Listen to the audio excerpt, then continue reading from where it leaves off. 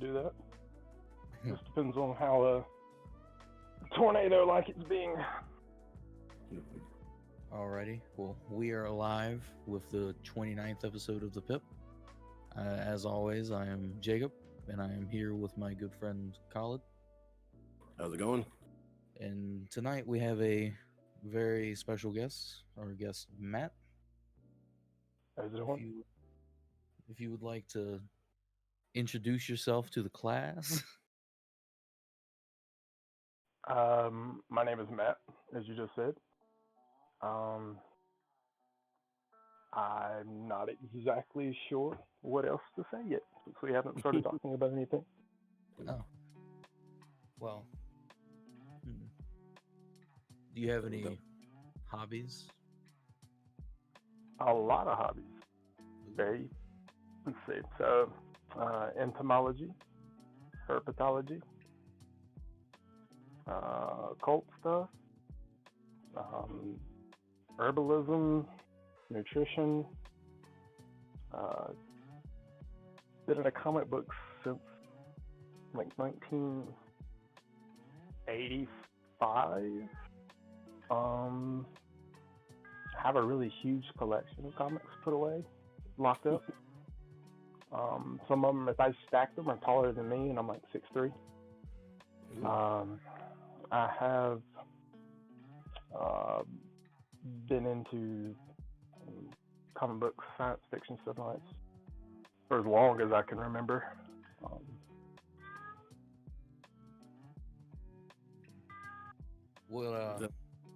Wait, whose little cat is talking?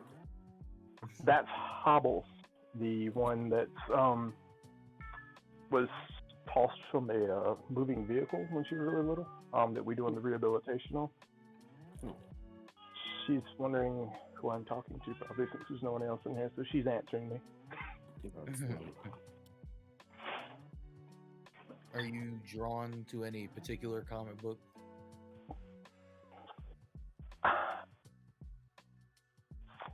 More, well, I don't know about any, like a current series, not so much, and that's probably just because I haven't went and looked at a lot of the newer stuff when everything was still open and we could still go places easier. I was still picking up some of the different graphic novels and things like that. So the only time I really can get access to newer stuff now is I subscribe to some of the different box communities like Loot Crate or Geekbox or something like that. And they'll send stuff with them. If you mean like who's my favorite like DC characters or Marvel characters,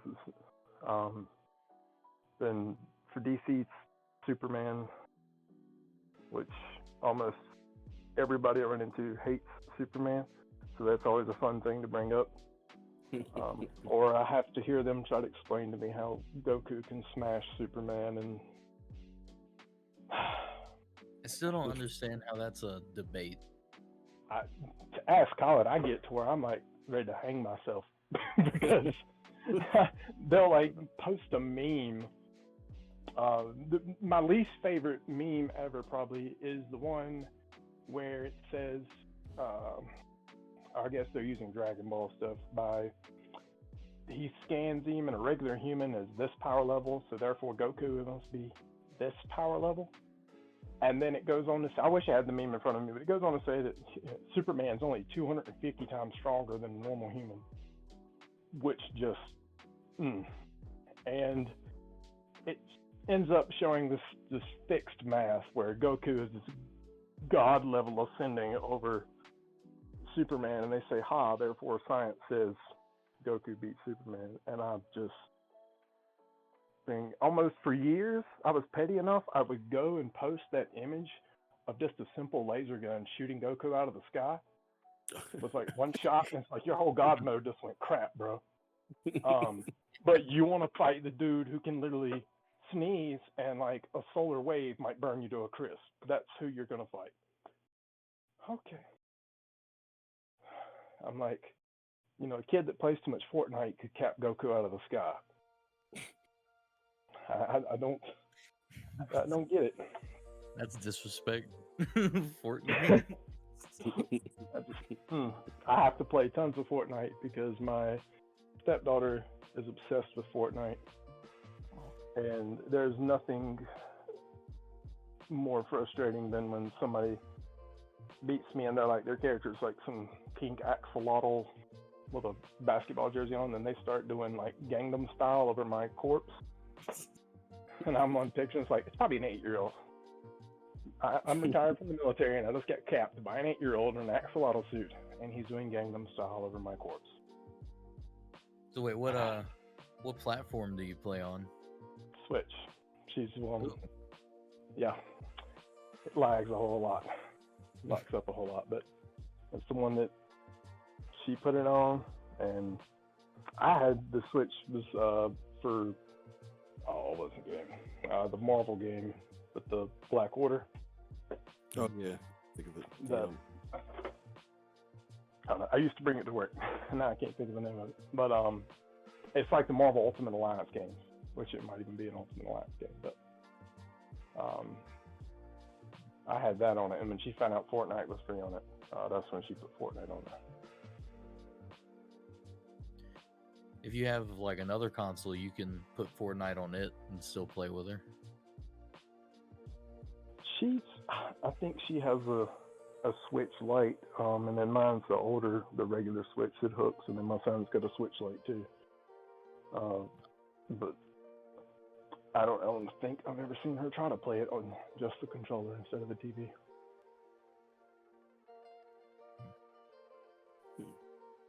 Are you excited for any like other Switch games that are coming out soon? Got a demo for that Monster Hunter Rise, yeah. I think, the new Monster Hunter. Yeah. I downloaded the free demo for that and played it a little bit. And all the fight mechanics on it was a little odd. I couldn't remember exactly how the one I had before that played, but the graphics on it were really good for a Switch game. They've added where you can ride like wyverns and stuff now, and they have a demo to like show you how to tie it up with whatever your different characters and classes are, like what they would use, and then you can control it and ride it to attack other monsters and stuff. So do you think you'll be getting the actual game like when it comes out in March? Maybe. Probably just depends on what's going on. Right now I have just an ungodly amount of free time, so I have time to do more of that stuff. Normally I'm never ever at home to get to do anything, so if I am still sitting here in March, then I will most likely be up at 3 a.m. hunting monsters. Do you enjoy like turn-based like RPGs? Like I guess the old Final Fantasy games would be. So yeah, I'm almost 40. I still have the original NES Final Fantasy. Shining Force was probably one of my favorite. Would that been considered turn-based? Can't remember. I remember it. I just remember the opening credit. Yeah, Shining Force was one. It had an upgrade system too, like where your characters could upgrade as they went, and it actually changed the way they looked. So like when they battled something, would it like automatically run through a battle to see which one won? It would show you could select, like Final Fantasy, where you could hit attack or heal, or if it was magic, you would go and then they would go, and you would go and they would go. Which is what I was pretty sure that was a turn-based one, but I'm like, I think No, you're right. It was. I looked up Shining Force, and the pictures of it wrote like it reminds me of a Fire Emblem. That's why I was asking to specify. Yeah. I don't remember Fire Emblem. But go ahead. If you enjoy those, you will probably enjoy Bravely Default 2. It's coming out soon. I saw that the banner for it, but I didn't have any idea what it was, so I hadn't It's like, yeah, a lot of the ones I see on Switch are like really kitty kid games, even if the artwork looks like it's going to be something for adults or whatever. But I'll definitely look at it now. I wasn't sure what it was. Yeah, like it does look a little bit childish, but I know the first game was like a pretty good JRPG. And then if you're looking for something with like a what's the best way to describe it? It's called Octopath Traveler. It's the same way. It's a JRPG. I've seen that game. Yeah. That one's really fun. Like it can draw you in really fast once you start playing. I've been sitting here trying to remember the name of the one I used to play on Sega. It was like a really popular series and had a bounty hunter in it named Naruto. But my brain is going blank. It was turn-based too. Yeah, I don't think it was. Really popular Sega Genesis game like that. Sega Genesis turn-based. Rudo was the name of the bounty hunter. He had blonde hair and like a cannon thing. It wasn't crop.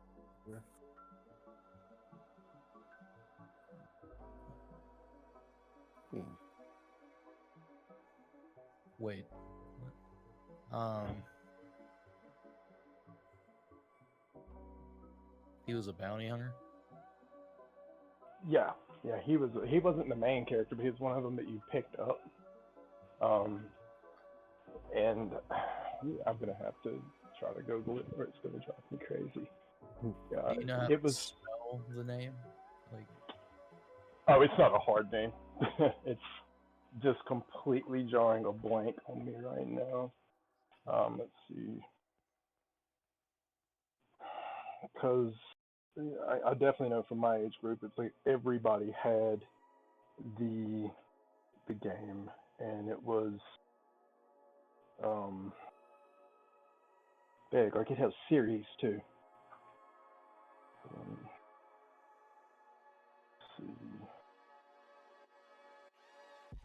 I found Naruto 2 for the Sega Genesis. What? I didn't think that had been around long enough for that. Yeah, wait, what? Yeah, Sega I don't know. Genesis? Yeah, it says Sega Genesis. Jesus. Oh. Maybe someone ported it to the Sega Genesis in like a weird way. Phantasy Star. Okay, that did just pop. So that's fine. Hello? Where is it? Yep, you hear me? Yep. Okay. Yeah. Fantasy Star. The cover art kind of reminds me of Guardians of the Galaxy a little bit. Yeah, that was on like the farthest down. It's like buy Phantasy Star 2, you get or blah blah blah. That you can play as Rudolph or Nea or Rudo.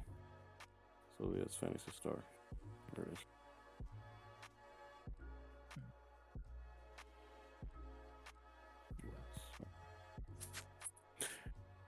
So, would you like to lead into another thing, Khaled? So I know, I know personally that you're into and then there's spiel as well that you're into like different animals, especially exotic animals. What got you into like the exotic animals?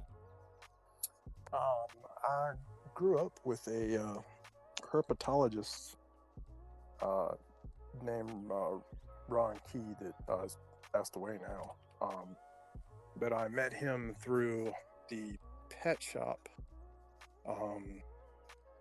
because I would want things and the pet shop owner would order them and have no idea how to take care of them or anything with it. So he ended up introducing me to that guy. And I go and help him. Man, he had alligators, cheetahs, like everything. But he had like a zoological license. So like I started learning how to take care of reptiles and keep reptiles. So I was like 8. So by 1990 or so. had a green iguana before they were, I guess, like the hipster thing before it was cool. People used to think it was a dragon. The thing got like almost 6 feet long. And I'm got like a modified dog harness for it. You can like walk it and stuff. Did people ever give you like looks? Like, did you ever walk it and people were like, "Whoa"? Yeah, and it's funny because like I have like absolutely zero fear of snakes. I don't care what kind of snake or like what it is, man. And the this cop that lived up the street, who was like a Billy B.A. retired Green Beret, like uber machos and stuff, would squeal like Beaker from the Muppets, over a green snake. That's fine. And he would call me to come like remove snakes and get stuff out. And I remember one of the neighbors or something didn't like me, tried to call the law on me for having a party or something, and he actually covered for me and went back and told them that he was gonna give them some kind of, I forget what it was, some kind of parking ticket or something. I didn't just mind their own business because he didn't want to lose a guy that removes all his snakes for him. How many snakes do you have? Like with your, because I know like you have how many? What kind of snakes and how many usually? So right now, last year with COVID, you might remember, almost all of my trade channels got shut down. I couldn't import anything. Definitely wasn't exporting anything. I had to go and try to find different breeders in the U.S. that had mates to some of the more exotic species I had. Things like that, and try to move them around. I still have here, though, at least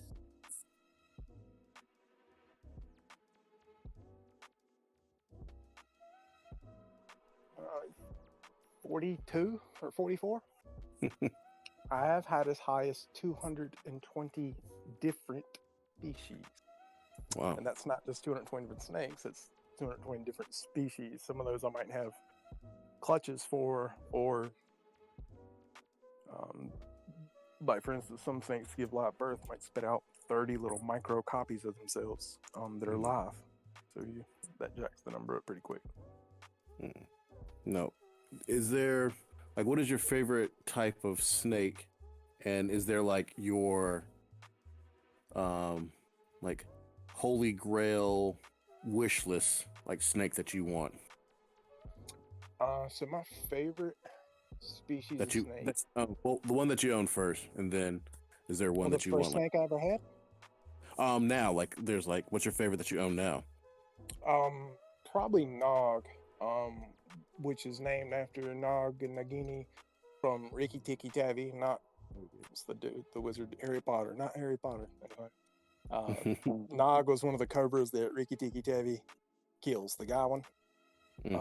Nog is a false water cobra, which is a rear-fanged South American snake. Very large as far as that type of snake goes. Hyper feeders. When you open the tub, if you're too close, you're going to get snacked on. Once they figure out you're not food, very chill. I could let anybody hold that snake that wanted to once he realizes it's not go mode. They are trash cans. You can feed them and feed them and feed them, and they will continue to gorge. He's probably my favorite snake here, followed by cow. I have a cow drogo that's a yellow-tailed Crebo. He's maybe 8.5, 9 feet long. He has a lot of quote-unquote personality too. Crebos have jaws more similar to predatory mammals or lizards, things like that. They actually have jaw pressure, and they crush and shake their things to eat them like a monitor lizard would or something, instead of the unhinging jaw mechanism and the pretty weak bite. Most snake bites there's no force behind them. at all. That's why the teeth are so thin and all, is to hook, and then they do their thing from there. But Crebo bite is like getting pliers pinched down on your hand. Oof. You hear bones breaking when they eat stuff. It's pretty different. Is there a type of snake that you would want to own in the future? Like, Yeah, your holy grail.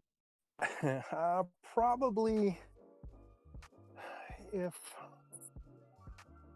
it's kind of crazy. I've never not been able to own the ones that I'm really into. I don't feel like it would have been good for me to have had one because of husbandry for them or something. I really love king cobras. They are the world's most intelligent, I guess you can say, snake. Cobras, especially the king cobra, is a very different species. It's like comparing a dolphin to a goldfish when you're comparing a king cobra to a common rat snake or something. They have problem-solving capabilities and things like that. The problem is, anytime you hear king associated with snakes, like a king snake, king cobra, like that, it means they eat other snakes. So you would have to be able to have enough snakes available to feed the king cobra. King cobras can get up to 19 feet long, and they're also extremely deadly. That's a lot of snakes. Yeah, I mean, you'd have to have this, and there are ones that through a scent conversion method, which I've done with almost everything here. Almost everything here eats rodents, even though it's not their natural diet. With those, there's been some long-term studies that it does cause deficiencies in switching them to rodents, and it's just not a part of their diet. Like something 19 feet long, there's not many rodents that can find it's going to be interested in. They eat, king cobras get in fights with reticulated pythons a lot. And reticulated pythons are the longest snake in the world. I've got one here named Springtrap that I literally bought just to show everybody why they should not buy retic as their first snake. And I do like a yearly update picture with him. And he's, almost 10 feet long at 3 years old. Well, no, 4. He's about 4. When I bought him, he wouldn't have stretched from the end of my finger to just above my elbow. Those things can get, the biggest I've seen in person is probably 22, 23 feet. But I know my buddy Jay had one probably 20 years ago that was 26 feet long. Boy. And that's a snake and a half, man. It's like a telephone pole. Well, I know the story, but tell everyone about what a nopapede is. I do still have nopapedes here. I have a Scolopendra Galapagos and Scolopendra gigantea, which is the Darwin's Goliath centipede, and the Galapagos. Let's see, nopapede is probably 11 or 12 inches now. I've got friends that live in Asia that has those suckers at 13 inches and almost 3 fingers wide. Wow. And that is a big centipede. I mean, that's almost like, was it Kong with the centipede things were big and they're like coming down in the log after him? Now, why is he called nopapede? So I've never had anything take the tongs out of my hand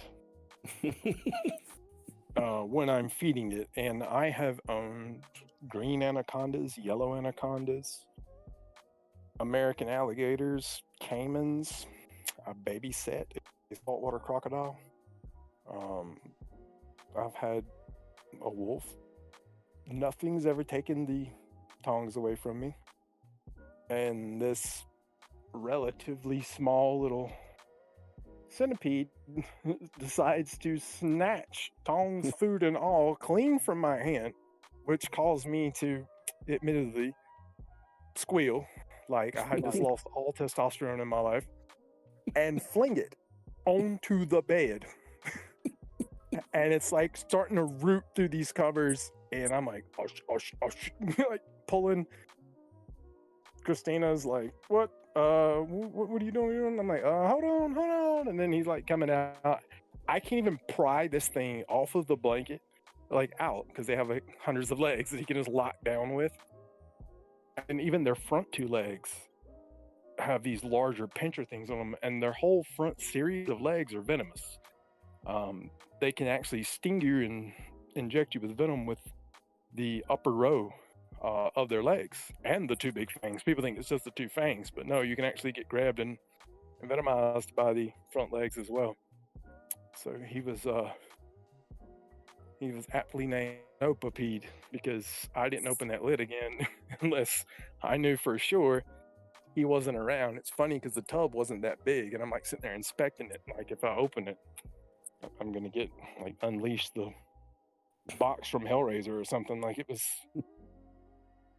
pretty good maneuver because I'm not a tiny guy, and he definitely just snatched those tongs clean out of my hand. That's funny. Yeah, no, I would not mess with that at all. Yeah, I was completely unexpected, and it just, like, wow, sling it, and there it goes with my tongue. I'm like, oh God, no. As soon as I saw the tail go under the blanket, I'm like, no. Because they move quick. I don't know if you ever watched a centipede run, but if you get a chance, get the video. Yeah. Then also, because I mean, like I've seen your collection. I like to equate it to like do you remember Flight of the Navigator? Remember that movie? It's one of my favorite movies. It is because I was so jealous of that dude's pet collection on that freaking ship. And that's kind of like what it reminds me of, like just the tubs of these like sleeping and moving creatures. Also your spider collection. How's your spider collection doing? I've got, I still have at least 16, 17 different species of arachnids. Some of them I wasn't able to get pairs and things for with shipping being down and closed out. I currently have babies of wheel bugs, which is a type of assassin bug that's named here. I have tons of them that just hatched. I don't have any more of my, like, do you remember the red-eyed devil katydids? Oh yeah. Yeah, my big green ones with the red eyes. I don't have any more of them. I do have eggs incubating that I'm hope hatches. They're from Texas, and once it starts to cool, they just die off. They don't really overwinter, which I'm surprised because most stuff in warm climates, just the ones collected from there, live longer because they don't go through a deep freeze. But it was like clockwork. All of them within days would just get slower and slower and lay their eggs and then kaput. Huh. But I'll definitely be checking. I check the eggs about every 2 or 3 weeks because I have tons of the eggs saved. Same for my lubber grasshoppers. My big giant like orange ones and the like bright lime green. Like I have all kinds of different colors of those. I have tons of those eggs too. Now for the deer arachnophobes that I know might be listening, what kind of like spiders do you have? So there's the Brazilian wandering spider, which won the Guinness Book of World Records for the most deadly spider in the world at one point. Yeah. They're also known as the banana spider and the Viagra spider. Yes. The Viagra spiders. Yeah. Good reason though. Yeah, it can actually make you get to keep the conversation safe. The condition will be known as a prior prism, which is when Private Ryan refuses to lay down. So it can happen for so long and so much over engorgement of blood, it will damage the arteries and veins, causing permanent damage. That's the Brazilian wandering spider. I have what I call the Metallica tarantula because it's a part of its scientific name, but it's a cobalt blue, and then I have the sapphire Guti sapphire tarantula, which is a P metallica. That's literally their scientific name. Um, they're beautiful. If you ever get a chance to Google them, they're like silver, Yeah. blue, and bright yellows tarantula. I have a Goliath bird eater that I've had since it hatched. It's a baby, but it's still almost as big as my hand. I had one named Puppy that I sold to a guy who owns a pet shop because he was just dying for it, literally, and it was as big as a 13-inch dinner plate. Wonderful. And they have a special type of hairs, type 3 irritating hairs. They can kick them off, and each hair is envenomized so that if you even breathe in too deep, you suck them into your lungs, and it stabs like your lungs with multiple spiny hairs. They'll shoot up your nose, hit your lips, go into your eyeballs. Kind of like, why? You're already the largest thing in the world. Why do you need all that? But it gets rid of the mammal predators. Yeah. Things we have like foxes or raccoons, but the species that would be down there, they don't care that spider can do all that. It's a big moving meal. So that's what they do is they kick them into their eyes. You have given our friend Noah nightmare fuel. I want you to know this. I appreciate Oh, you greatly. I could go on and on. I could tell them about times I woke up where a cat had knocked over a tub, and I went to shake my shirt, and I had excess of 60 spiders that had all decided my shirt was the place to sit. And even when I went to the gym, they had gotten in my gym bag, and as I'm sitting there working out in headphones, chick just starts screaming bloody murder. And I look, and a bunch of my 6-eyed sand spiders are like scurrying and looking to see, like, oh, can we make a break for it now? And then across the floor they go. So, did they get away? Yeah, which sucks because those are probably the most deadly spider in the world. Okay, all right then. Yeah, they're venom. They're very closely related to the brown recluse. Like we have here. Their venom hasn't been tested enough because not enough people have been bitten by them, and it's just mainly because they. So yeah, have you ever seen the video where it's like, oh, I scratch, and spiders like wiggling down the sand? I love that video. That's a sand. All right, so that's a 6-eyed sand spider, which is crazy because they make that video and how cute it is, but they forget to tell people it's got over 12 different types of venom. And it can cause necrosis and all kinds of stuff if the spot it bites you in. They don't mainly bite people because the only way to get bit would be if you took your hand and dipped it in the sand in the middle of nowhere, scorching hot desert, and grabbed one. I don't know of any recorded captive bites because they're fast, so they're not really something you'd want to fool with much. I do still have 2 of those left. I don't know many other people in the U.S. that even has those anymore due to the trade stuff being down right now. I've got. I wouldn't let your cat knock that over again. Yeah. There's been more than a few times that cats unleashed havoc.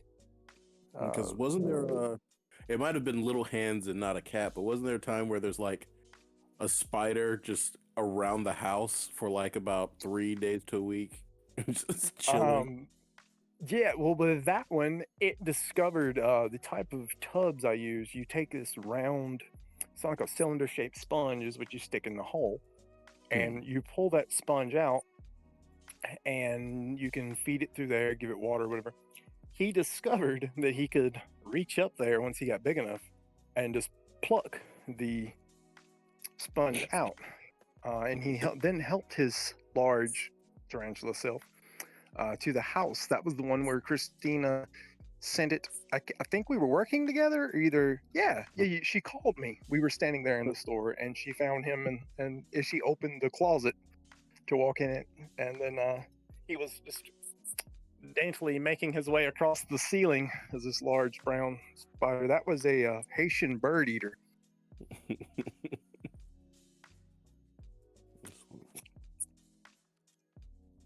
Now, when it comes to Holy Grail animals in general, what it would be one just like, hey, I got this blank. Do you want it? No, you don't have to pay me. Like, what would that be outside of a mob? Outside of what? I think he got kicked for a second. Yeah.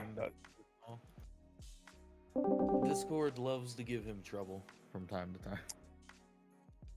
Yeah, it's changed. I've taken my headphones off like 5 times now because they'll work and then they'll stop working. So I'm like, is my face hitting the button? What am I doing? It's like a really good like laptop or desktop app. It's not a very good mobile app, I will say. But it does a really good job of filtering your voice, so you sound really nice. Oh, that's good because usually I sound really bad. You sound pretty good. Let's get him back in here. Hello. Hello.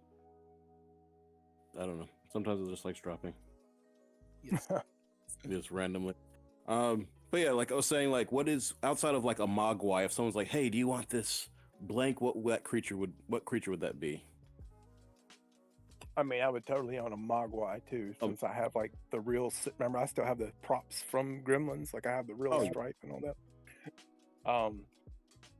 If I could have any, and I could actually take care of it. Completely take care of it. You have the facilities. Doesn't really matter. Like any creature it could be. Probably the thing I hate the absolute most: a great white shark. Why? Yeah. Just so I could point at it and be like, "Ha, got you." That's like the only thing I do not like. Sharks, for the most part. I'm not a big shark week guy. I've been bit by a very large shark. I've been tossed by a very large shark. That is like, they can have the ocean. Like, I don't like the beach. I don't like water other than the bath and shower. Like, no. What about the pool? Is pool's okay? Yeah, luckily I never had that irrational Jaws fear people get, where they like out of nowhere assume there's a shark in their pool. My nerdy biology side lets me know it couldn't survive in the pool water. If it didn't, I would probably freak. Like, bringing up this shark thing. So, both of y'all familiar with the show River Monsters, right? Yes. Yes. Okay. So, I was bit by the shark when I was in the Army. And you could not... They would have had to demote me to put me back in salt water. Now, I wasn't doing Army things when I got bit. I was doing alcoholic-induced things in fresh water, where apparently bull sharks think it's a great place to have their kids. And yeah. So, one of the deployments I had to go to, we're going to have to go through water. We're going to have to ride on these little, I call them hover around things. That's not the name of them though, but going to be on a river and you're going to be going in it. So it's fresh water. That's what they keep telling me. Yeah, Matt, don't worry. It's fresh water. And I remember in my head still thinking like, yeah, but it's kind of runs into brackish or going. And the only big nope animal moment I had out there was there's these pink river dolphins.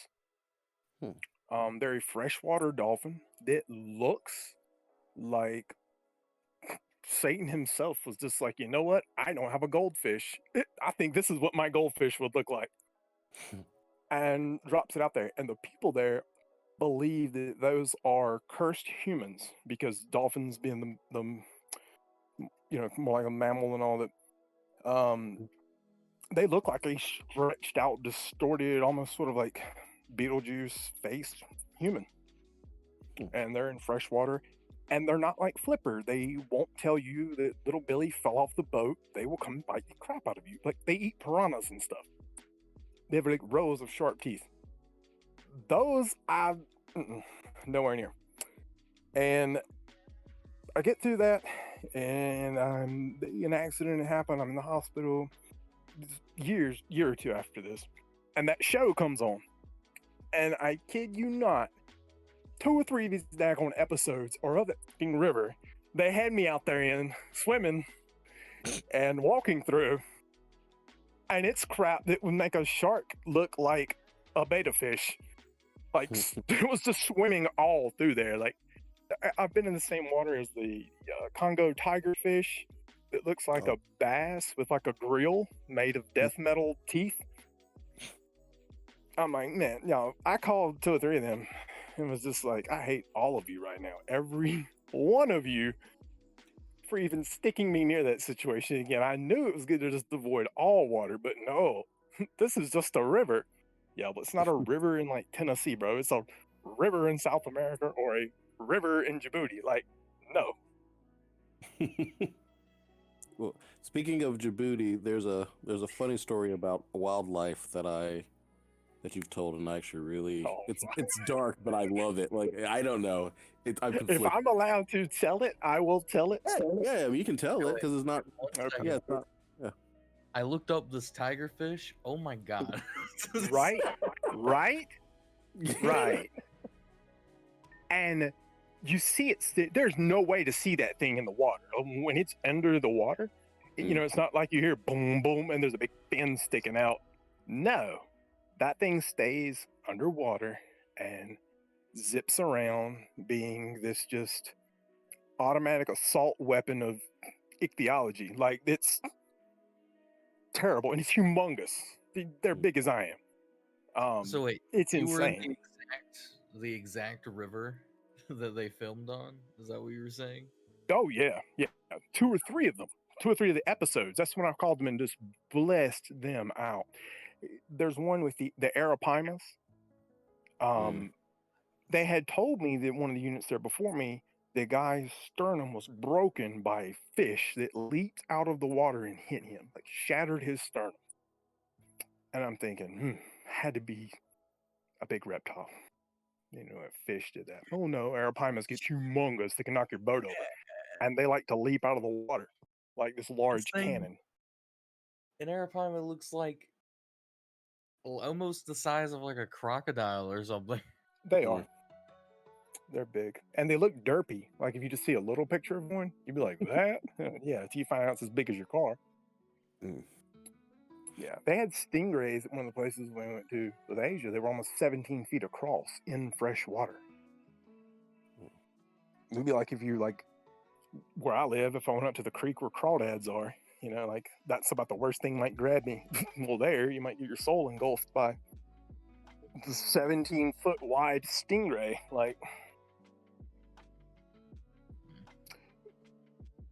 so I'm trying to think of the best PC way to tell the story. So I was contracted to help protect some people building a pipeline. And there's 2 different sort of like tribes out there in the area who were more of a full-on military each than tribes.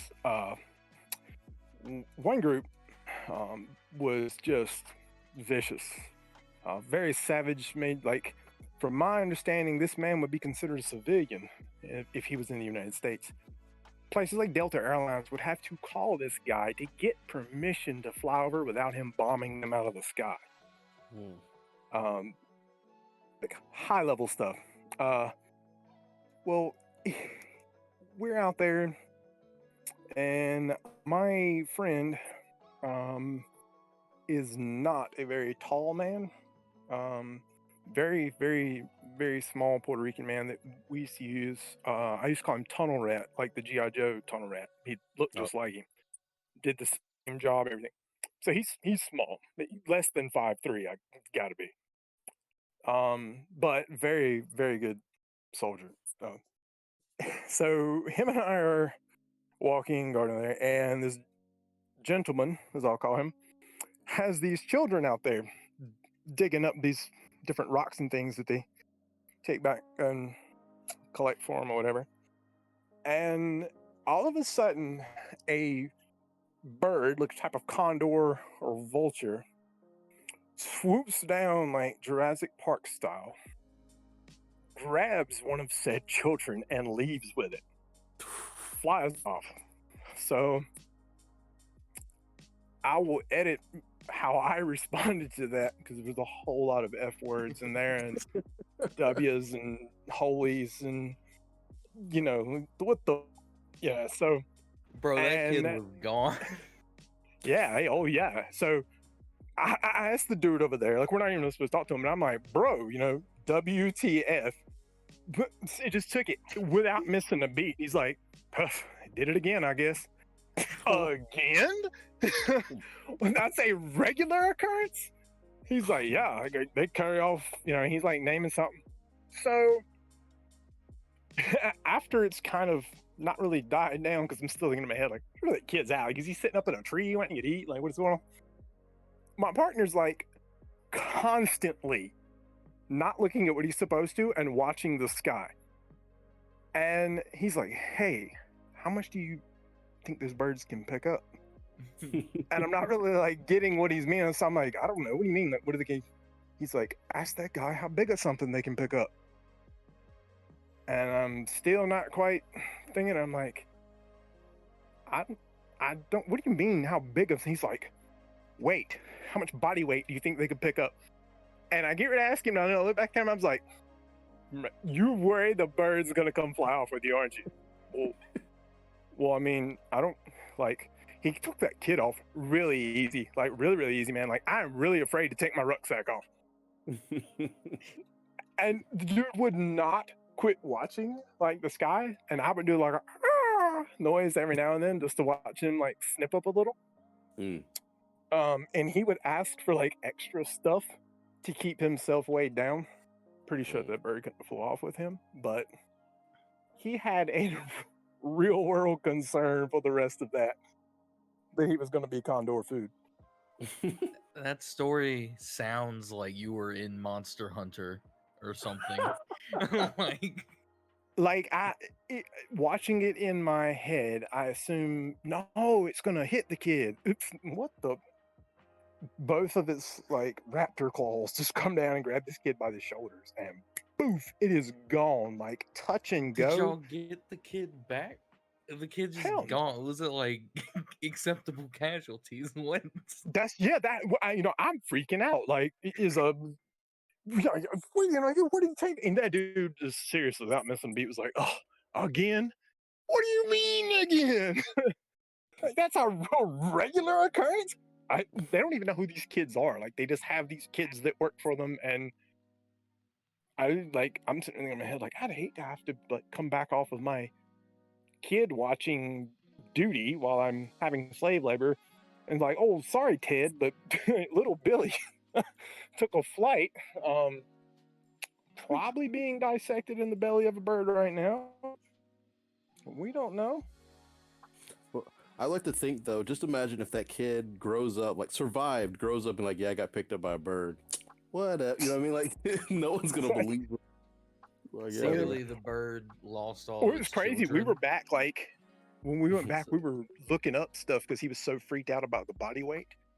And it says they can, for short, if they are well fed, they can pick up 100-pound animal for short distances. And really flaps. The wingspan of these suckers is like 9 feet. So I mean, they're really causing some thrust towards the ground, to get moving. If they're eating kids, they are well fed. Yeah, I'm just saying. That is the highest of well fed. Yeah, and when I say little kid, dude, I mean this is like a 4-year-old. You want like an 8-year-old is like, help! No, this kid's like barely talking, walking over there, and he's not even making noise as the bird flies off with him. His little feet are just. I'm like, what the, bro? What? Other dude, again. Man, I think the kid probably just has seen it happen before. Apparently, if the If he said again, Yeah, they're in the dead open out there, thinking like, if that happened once, why haven't y'all created a backup plan for it? Like, what if one day the birds just revolt and take all your rock pickers? Like, just fly off with all of them. I don't know what. Or start working together to pick up grown men. Yeah, that was I started messing with him on doing the math about how many probably could get him even with his ruck on. It's like, just stop it. Now there is a bird that is your kryptonite though, Matt, right? Some of the sea eagle. Yeah. If none of you have ever heard a sea eagle call, you need. It is horrifying, only because I am 1,000% sure that is the sound they use for the velociraptors in Jurassic Park. And when you hear it, you're gonna be like, oh no, because this bird is about the size of a 5-year-old with these huge talons, big beak, and I can't even mimic the noise. I can picture it in my head. But if you like look up sea eagle squawking or whatever, it is horrifying. If it did it behind you and you didn't know, you would assume that Alan Grant was not far away from you and Muldoon was about to call somebody a clever girl because it was on. What was that one bird? Was it an Andean condor? So they didn't know exactly. I'm gonna guess it was an Andean, because it's in Africa. Now, there's only a few type of buzzard, vulture, condor species, period, out that way. I didn't get. Unfortunately, I was staring at the child more than the bird's head and stuff like that. And when they were flying over us, they're not flying anywhere low. Like, these guys are in some high altitude, and they look like a little bird way up there, and would just soar. So they're not flapping their wings; they're just soaring. And like I said, when I had looked one way, that thing hadn't even began to dive. And it looked like a dot up there. And I didn't do anything but look and ask him like a short question and look back. And this sucker's like in full dive mode and just scoops. I thought it was just going to hit the kid, or maybe like it was going to land. I don't know what, since there's nothing out there. I'm like it was a dead animal sitting there for it, like a carcass or anything. But no, he just grabs the kid and scoots. I looked up African condor, and the first thing that pops up is the African giant condor is the largest flying bird species on Earth, about the same size as the long extinct Argentavis, having a wingspan up to about 25 feet. That is a big bird. Feeding only on large dead animals, including carcasses of elephants, rhinos, hippos, and antelopes. Buffaloes. This thing looks like it could pick up like Colin. It was big, man. It's so funny as it came and went so fast that I couldn't tell exactly how big it was. But my short friend that was with me, though, he would not quit looking up instead of where he was supposed to, because he was having real world concerns. He was about to be bird food. Crazy. That place, it was horrible all over. They had Somalian pirates. Somalia is just below there. The heat there is crazy. They would declare martial law on each other like every Thursday, burn half the place down and fight again and all. So I guess them having man-eating sized birds was just like a Monday morning. Yeah. Now, like what you should do is you should get the man-eating sized bird and like train it like people train like falcons and eagles or whatever. Oh God. Now think about that. You could run like a hitman service with this bird. They're insane. I couldn't imagine. I know a falconer who he uses falcons for hunting and all this kind of crazy stuff. I've seen the glove he has to wear, and that falcon's the size of a parrot or whatever. I couldn't imagine the type of armored glove I'd have to have for that thing's talons to sit on my arm. if you look up that sea eagle, when you see how big that thing is sitting on that guy's arm, like that condor could eat that sea eagle, and like it's crazy. No, have you seen the trailers for both the Zack Snyder Justice League, and I did know you saw the trailer for Kong. What are your feelings on the two? I'm excited for the Snyder cut, mainly because I'm hoping they redeem the story somewhat. I've always liked DC better than Marvel. I don't hate on Marvel at all. Love tons of Marvel stuff. I just always liked DC better. Probably just because when I was growing up, Marvel big stuff was X-Men was really popular right in there, and I liked the X-Men and things like that, but their stories weren't as good to me as the Action Comics and the different Justice League or Superman ones that I was really into. The Snyder Cat's gonna have I have a Darkseid tattoo. So I'm pumped that they're putting him in live action. I just really hope they did not ruin it. Putting on there.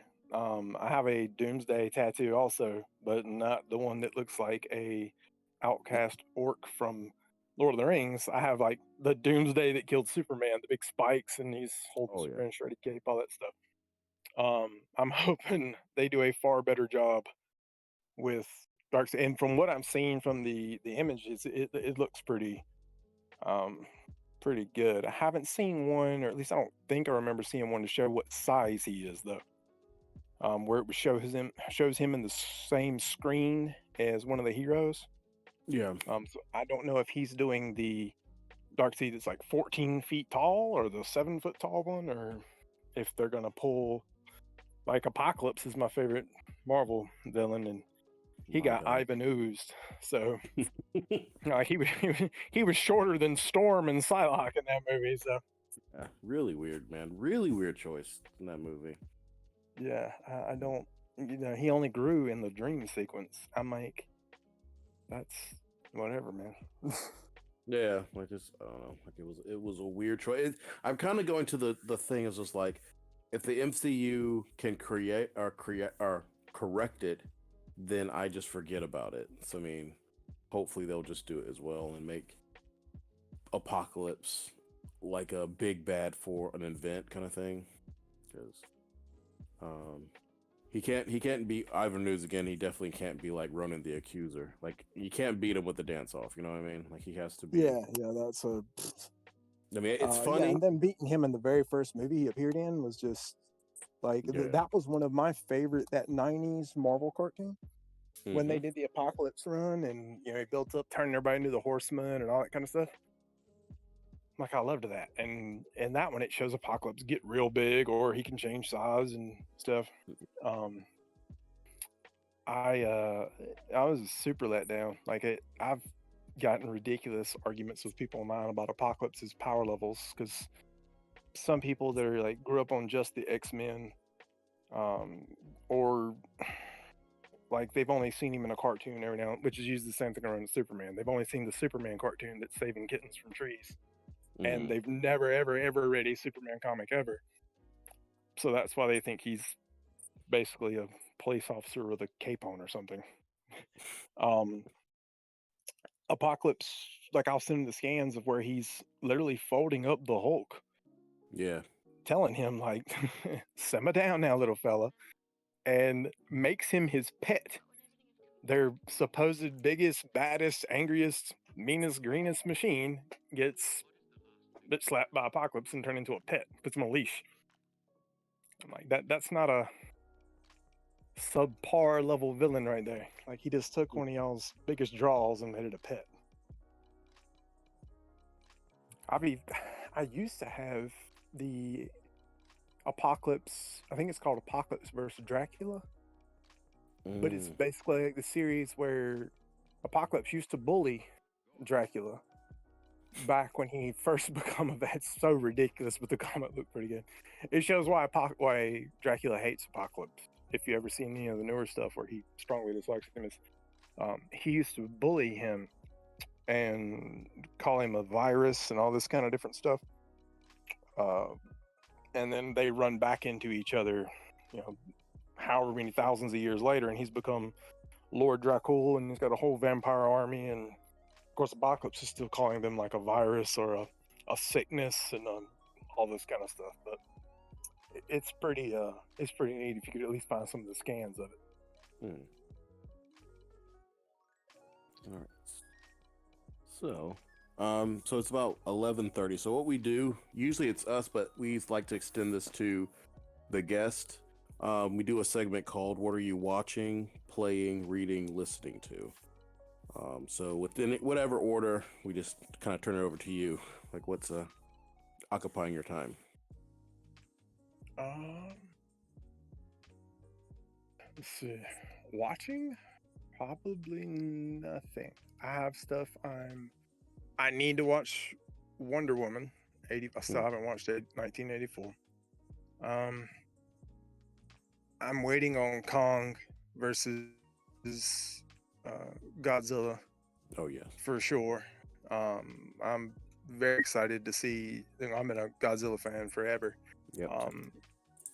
King Kong too. I've just always liked Godzilla better. Probably the whole liking reptiles thing, and then in the old movies, the campiness of some of them used to just make my day. Like when the dudes in the rubber suits would drop kick each other and wrestle, and like there would be a side headlock, like Hulk Hogan versus. I'm surprised Hulk Hogan versus Godzilla never happened. Actually, I'm really amazed. I'm conflicted about how I'd feel about that. In the 80s, I'd have loved it. Yeah. Like in the 80s, they let me believe. Like, remember No Holds Barred when Tiny Zeus Lister come out there and like ripped Hogan down and beat him up. Where's my chain? Oh yeah. Zeus, yeah. Reading. All the reading has been. I've been reading like these. I'd have to find it. Something about the compendium of lycanthropy and something else.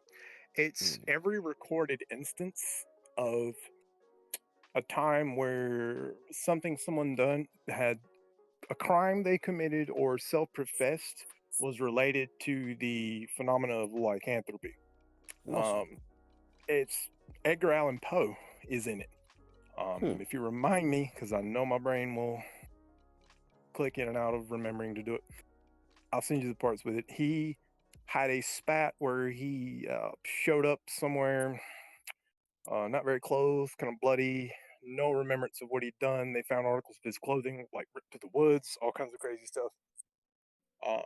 He's one of the more famous people that's in it, and it's a real police report, like where they took it from him and how confused he is of what's happened and different stuff. Yeah. I happened to run into it with one of the other friends I have that goes through occult stuff, like the god Apollo. You know what I'm talking about? Yeah. He's the very first ever thing that would have been called a lichen, Lycoctonos. If you look that up with his name, he was the first wolf-headed, kind of being like that. Which was crazy to me to think of. That's how long they have been talking about people of that, lycanthropy or whatever. But his name was even. Yeah, look up. There's a there's a story. I always want to write a story about him. So there's a story about a character named Lycan. So his father, and his two brothers were forced to, like, on surprise, they have to give a meal to Zeus. And they're like, no, we have things to do. And it's like, well, it's Zeus, the god of all gods, so yes, you will. So they're like, you know what we're going to do? Let's just kill Lycan. So they kill the kid and then just make food out of him, like the youngest son. And when Zeus gets there, he's like, are you serious? So then Zeus turns them into werewolves. And that's like the first recorded story of like people turning into werewolves. That king, the story with that too is when there was a king, and he didn't prepare a woman of welcome for the, and it could be that story you're saying with the food and things like that. And Zeus turned him into a wolf-headed man, and that's Greek, and then Apollo is a different pantheon, and he becomes like Coctenos, and it's a completely different aspect of the same deity. Yeah. But there is, so the one that you're talking about, what's really neat about that, there is a full-blown cult still in the mountains there that worships that king and practices left-hand path work solely dedicated to him and everything. I mean, apparently very few people are allowed, if you're not a member of that, whatever club, go on there, but they have drawings like in the walls and stuff for thousands of years over the order, the progress of their order, and him and what happened with him and all that. I can try to find that stuff to show you too, but yeah, that one that was turned into it, he has a whole freaking religion that is still active today where they worship him and tell all that.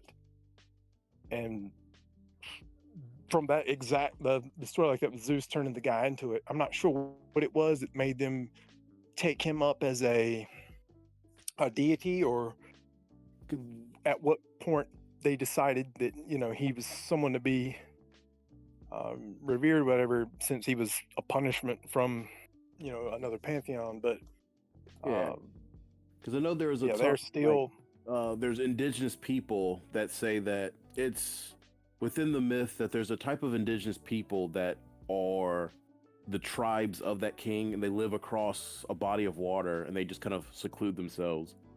And people do like some trading with them, but they supposedly are, again, just within the myth, like shapeshifters and werewolves. And I think so that's the even in the scientific journal, if you look up about that with the area, whatever, it's funny because you can see they don't want to say that they are a shapeshifter or a anything like that. They call it, I think it's like atavism or something. I could go look at the book, one of the books, in other words, but it's astral shape-shifting or something. They'll call it an atavism or avatism. That's what they'll try to call it. Like these people get into a trance state, or they're putting themselves in the sense of mind that they are a savage monster or savage beast so strongly that their subconscious is projecting elevated skills or things like that.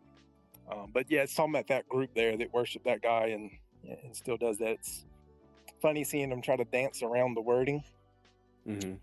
But yeah, this book's got all kinds, and it was written, I'd have to see if I can get to it without thinking I'm talking to it.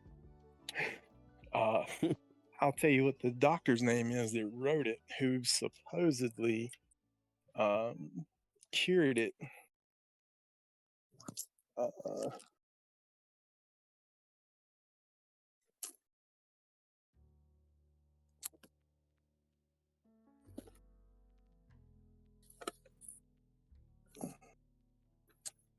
So it is A Concise Treatise on Lycanthropy by, let me cut a light on so I can see this guy's name, Count Andreas Schibalus. And what it is this is the I had one of the older ones of it. This one is more structured and organized. And it's a reprint of the original monograph by that count. It's the only known work on lycanthropy written by a quote-unquote lycanthrope. It's his medical notes and everything. Even, like I said, it's got the report about Edgar Allan Poe in here. It's pretty neat. Some of it are synopses of like police reports. And this stuff goes back to like 1192 one of the dates in there. It's a very long thing. Dude lived a pretty long time that did it, but they released it as a new, cleaned up version that's better organized and going through it. He said, "Well, I collect a lot of the things and I'll pick up the newer copy of it, and it's been a lot different." And what about playing and listening to? Anything there? Whatever they let me have to. Usually I have to play Fortnite with Izzy. I could have guessed that. Yeah, I don't get the I don't get to touch the TV much. And listening to I think it was the last one. Listen to regular music. I listen to a bunch of binaural beats, like theta, gamma, sync, different things like that. Probably from music, I think I may have got Marilyn Manson's new album, and then I only listened to 2 songs on it. Forgot I bought it. So you just asked me about music.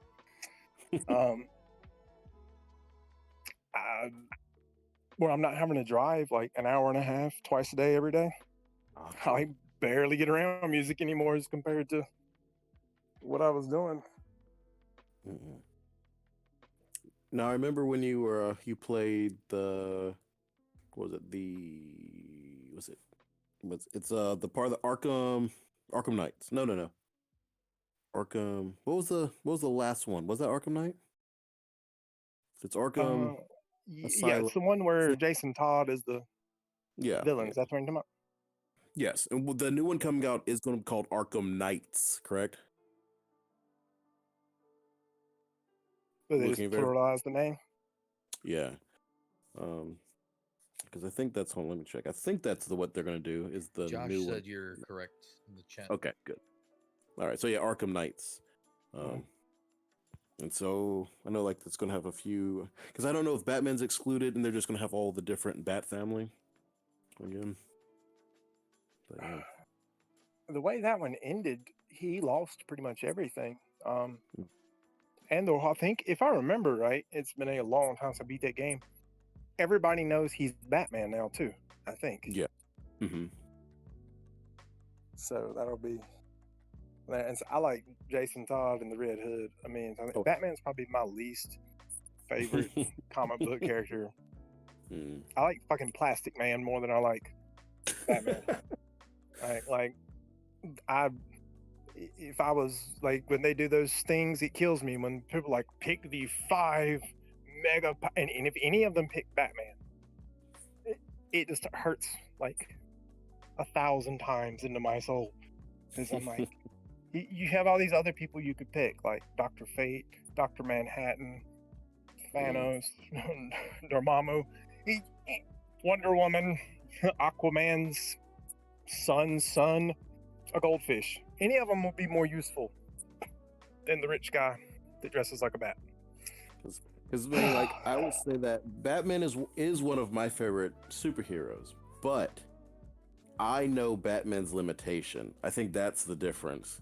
Like while I can read Batman comics and I can play the Batman games and stuff, but as far as when somebody brings him up and they especially love when they tell me that he can beat Superman, and I tell them that's never happened in canon, and then I find out they don't know what canon means because they think I'm talking about a gun, and then they start quoting those. I'm like, no, those were one-shot stories where it's this or this, and I was like, in the fight, Superman's literally holding back the whole time, saying, "Don't make me have to basically win this fight by just breathing too hard on you," and they just cheer and roar like, "Oh, he did, this and this," and I'm like, "Oh, come on!"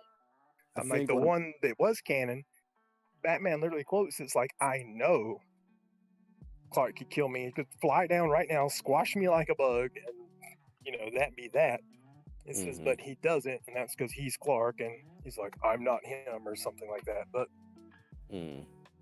yeah, I've even had people try to tell me like, what was his name? they said, "Oh, Alfred, Alfred's beat up Superman before." I'm like,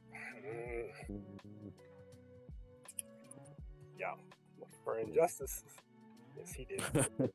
Because the thing is, they'll add the if he has prep time, like Batman with prep time, and that's my big thing. Like, so I've told people before. I think I've showed you the meme I made where it's just like, it's when Thor becomes unworthy because Nick Fury whispers something in his ear, so he can't pick up Mjolnir anymore. And so what it was he goes and says, Batman is becoming DC's Squirrel Girl.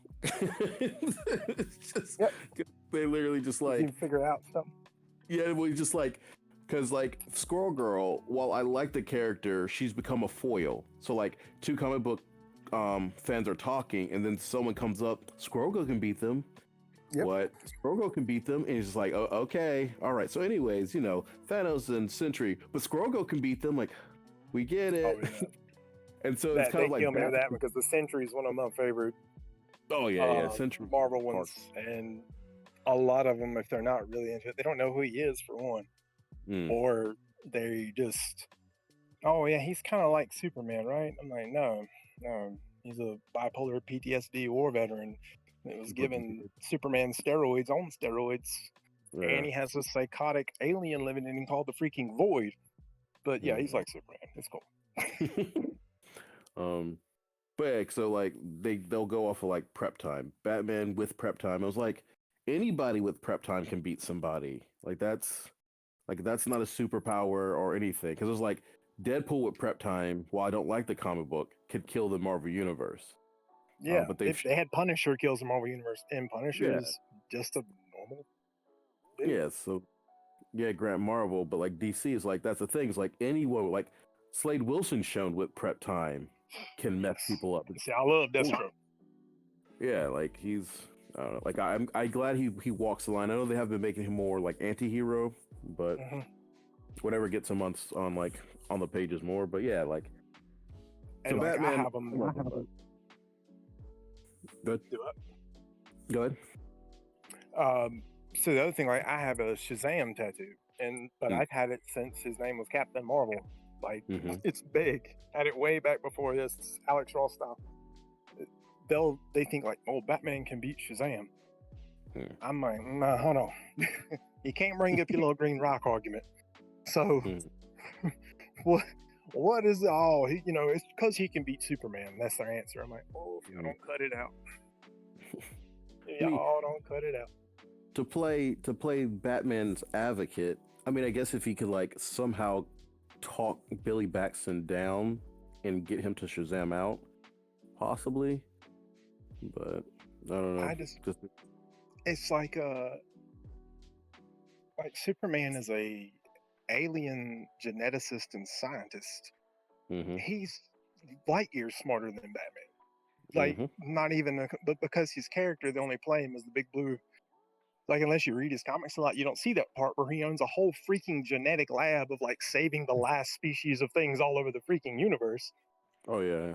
They think that Batman's the brains, the guy who gets outsmarted by a dude that puts question marks on boxes. I mean, because thinking of the Question, so the superhero, the Question, has actually admitted that he's smarter than Batman. Oh yeah, he definitely is. Him and the Phantom Stranger. Oh yeah. But he's just like, I just let him just solve the problems. It's like, wow, well, okay. All right, so Shazam, the wisdom of Solomon. So technically, he should be smarter than a large percentile. Just because he doesn't use it doesn't mean he couldn't. Like if they had to figure out something. Yes. The Flash, who the cartoons make him like a bro boy or something like that, isn't an idiot and can process. He could go and learn everything Batman knows before anybody can even blink their eye, and then some. And they'll be like, oh, he could beat the Flash. How without the Flash just basically laying down and saying, kill me? I think that's why, like, the minute I saw Batman, like, was it Dark Metal? When it's like all the different Batman from the from the dark multiverse like there was a giggle of glee. It was like, oh, Matt's gonna love this. Oh man, yeah, the Batman who laughs.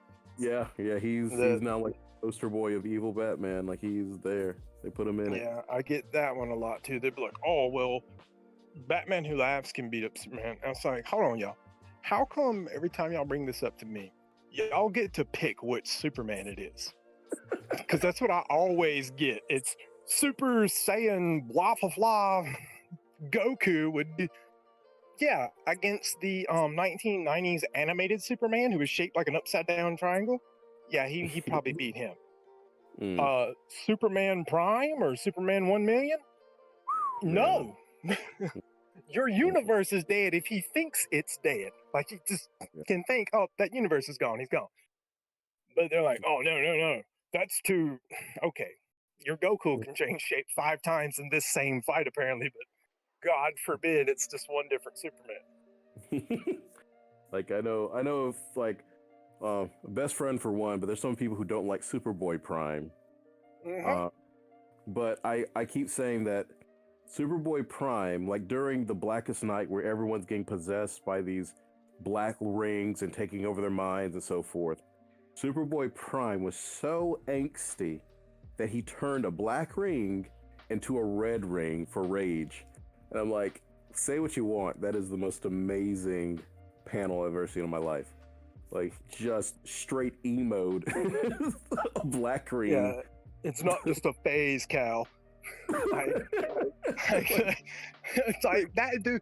He threw the ultimate cowl punch too. Now you gotta remember that because they always say like white dudes named Cowl hit walls. Oh yeah. He threw the ultimate cowl punch ever. He shattered like reality and changed the DC universe with a missed punch. Just woke dead He people Kyled up. like Cowl 1 million. Yeah, like Monster Energy drink stock grew just from the outburst of that. He was the Kyle leading the raid on Area 51. Oh, absolutely. King Kyle. The King Kyle, yeah. Like, my goodness gracious, yeah. Because, like, I don't know. That's like his story is so weird, too, because if you read his power levels, you're like, oh, shit, he must have grew up like, no, he got fucking bullied and punked.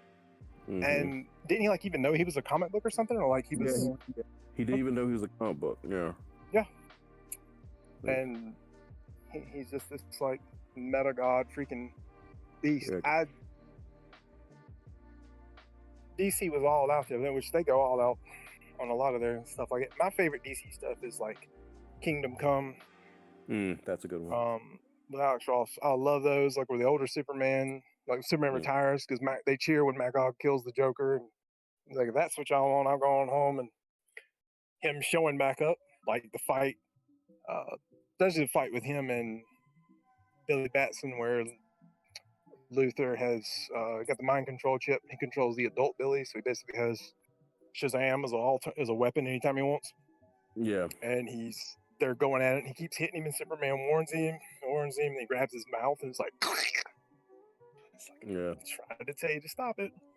Because it's like, the thing was just like, imagine your face being held by a steel girder, and that's just the concept of how strong old man Superman is. Like, he just has your face. Like, you're not moving. It's just there in place. It's like, that's beautiful and terrifying. Like, now, have you seen anything? Have you seen any of the information about Future State? The DC. So one of the cool things. Do you remember watching the Teen Titan cartoon? Oh yeah. Matty Bird is obsessed with Teen Titans. Yes. So like, you remember when like Robin was like he not ran away. He was hiding from the gang and dressing up like that Red X character. Yes. And just like. So Red X is now officially a part of the DC universe in the comics. Like they're going to bring him into it because Future State's like different Earths, and so Red X is now there. I'm like, oh okay, I see you. So there's gonna be some really interesting characters they're bringing in, but it's like because I had a double take. I was like, is that who I think it is? And I was like, yep, he's here. He's gonna now be official. So. Interested to see because I don't think they've said who is actually behind the mask. Is it a Robin, or if it is the like this? If there's an Asian guy that took over in the cartoons, but who's going to be under this mask right now? So And it's And crazy because Nightwing is probably one of my favorite DC of outside of like Superman, like the other ones. Nightwing, Red Hood, they're like, I like all them. I just can't stand Batman. it's some of it probably stems from the time that in the Amalgams he kicked the Hulk in the sternum and stopped the Hulk. Oh yeah. And so like I also don't like the Hulk. That's like one of my. I've never been a big Hulk fan, partly because it's always the Hulk's stronger than Superman. And I'm like, why are we talking about that? They're not even in the same. Yeah. Why did you have to tell me that? Because I got a Superman tattoo. I like Hulk, but he's not in the same like neighborhood of power level. When Superman is really opened up, nah. I'll send them screens like DC has one where Superman is holding a black hole in his closed fist. And the only thing it says is like, could y'all speed this up a little? This thing's getting a little hard to hold. And he's just like, yoked this thing up holding it. Quantum physicists everywhere are just like, oh! But yeah, Goku's gonna beat his ass. Yeah. Even the cartoon with the whatever suns, and he's pushing this thing with this one arm, and it says it's like so many quintillions over his head, and he's like, you're barely trying. But yes, Goku, who gets hurt by kicks and punches and laser rifles or slaps from his human wife, will beat his ass. Yeah, because Goku was pressing the weight of Earth without a sun. So. No, it was Superman.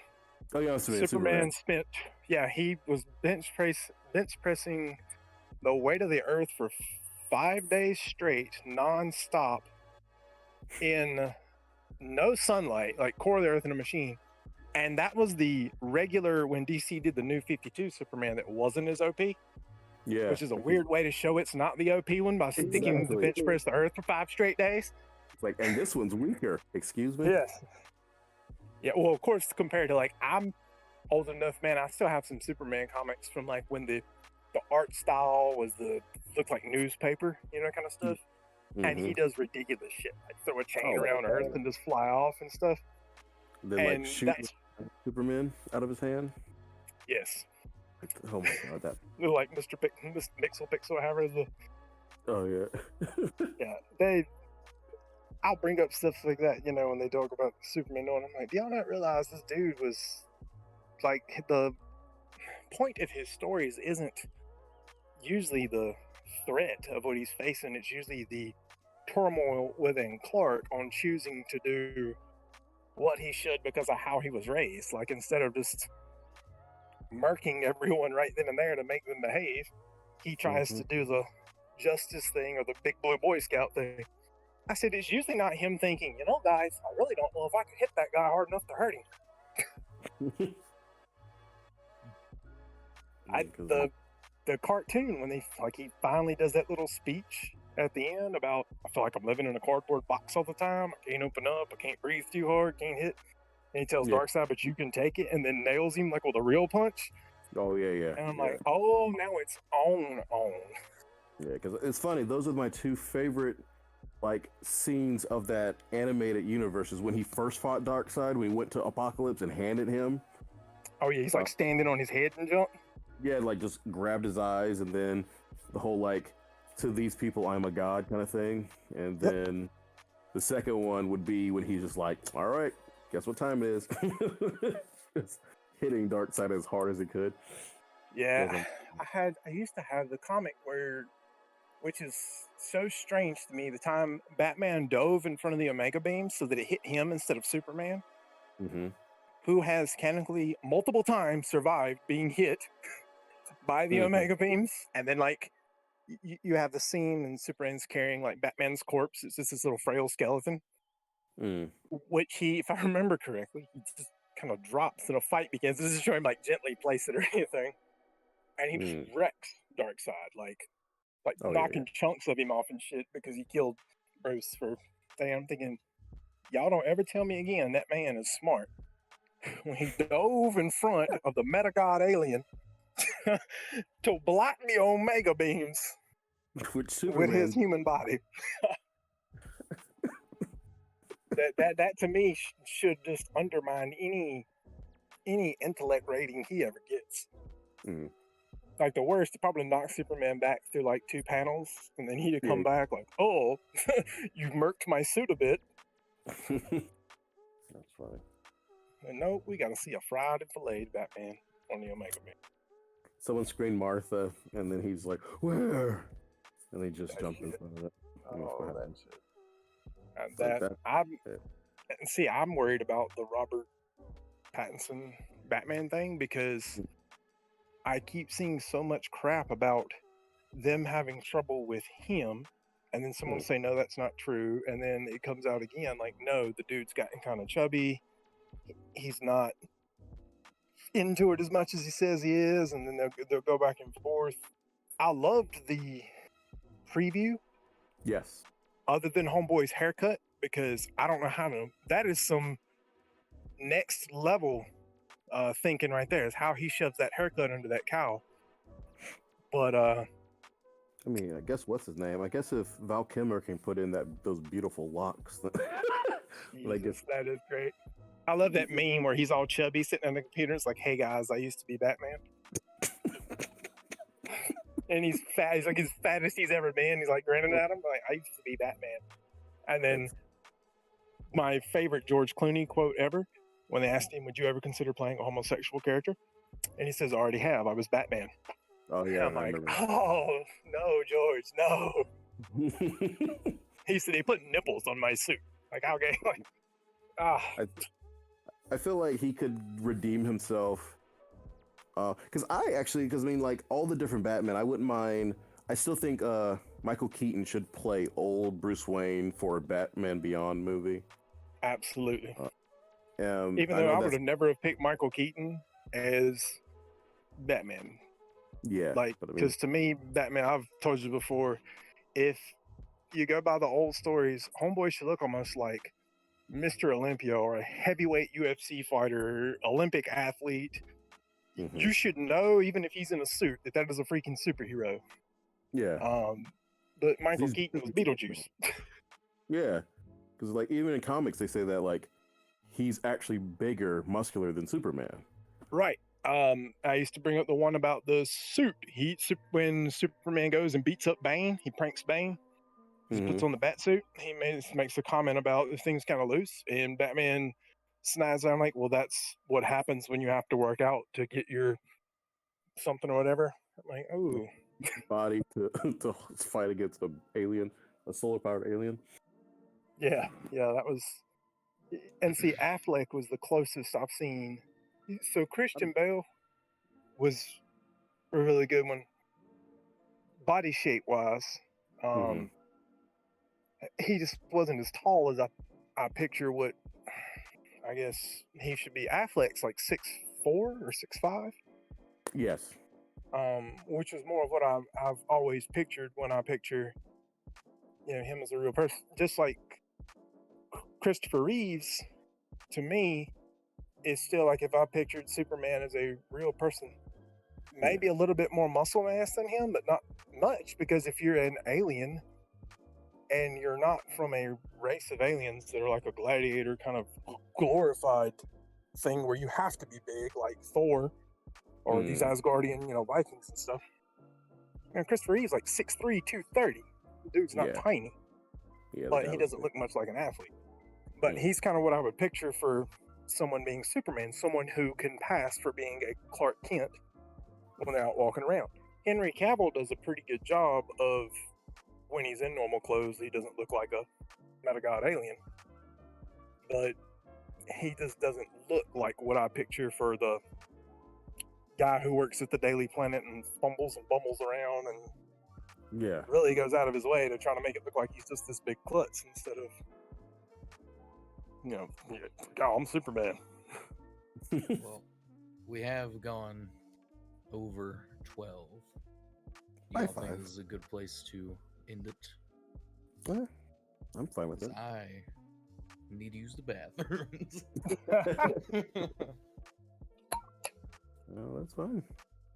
Alrighty. Well, is there any place where people like you would want people to follow you? If not, you don't have to say anything.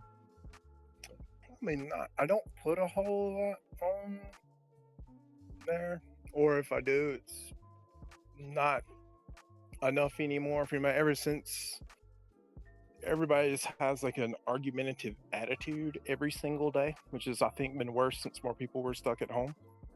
I just don't post much of anything at all anymore. You can post a blue picture and you'll have people arguing about if it's really blue or yellow these days. So I just leave it off of there. If I go to open anything back up again, because I used to have like a reptile page only and stuff like that, then I'd let y'all know. Alrighty. Well, this has been the 29th episode of the PiP. If you enjoyed it, please leave a follow so you can catch us next time we are live. And if you would like to watch a past podcast, you can watch it at Oni Central at youtube.com or the PiP Podcast on YouTube or Facebook.